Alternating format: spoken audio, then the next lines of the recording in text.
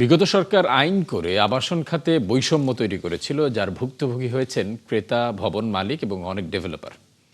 আবাসন ব্যবসায়ীদের সংগঠন রিহ্যাবের সভাপতি ডক্টর আলী আফজাল এসব অভিযোগ করেছেন। তিনি বলেন, এক দেশ এক নীতির পরিবর্তে বিগত সরকার গুটি কয়েক মানুষকে সুবিধা দিতে এলাকা ভেদে রাজধানীতে ভবনের উচ্চতা নির্ধারণ করে দিয়েছিল, যা সম্পূর্ণ অযৌক্তিক। শনিবার রাজধানীর বসুন্ধরা আবাসিক এলাকায় একটি ভবনের নির্মাণ কাজ উদ্বোধন করতে এসে রিহ্যাব সভাপতি এসব কথা বলেন। অভিযোগ করেন, বৈশ্বিক পরিস্থিতি, মধ্যপ্রাচ্য যুদ্ধ এবং সরকারি সেবাগুলোর দীর্ঘ সূত্রতায় আবাসন খাত ধুঁকে ধুঁকে মরছে। এ থেকে উত্তরণ প্রয়োজন। অনুষ্ঠানে রিহ্যাব সিনিয়র সহসভাপতি আব্দুর রাজ্জাক সততার সাথে ব্যবসা করতে সদস্যদের প্রতি আহ্বান জানান।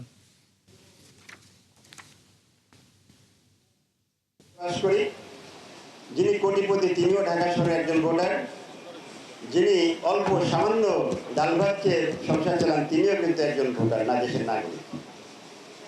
সকলের জন্য অধিকার সমান একই হওয়া উচিত। কিন্তু আমরা দেখেছি রাষ্ট্রের এই নীতিতে বৈষম্য তৈরি করা হয়েছে।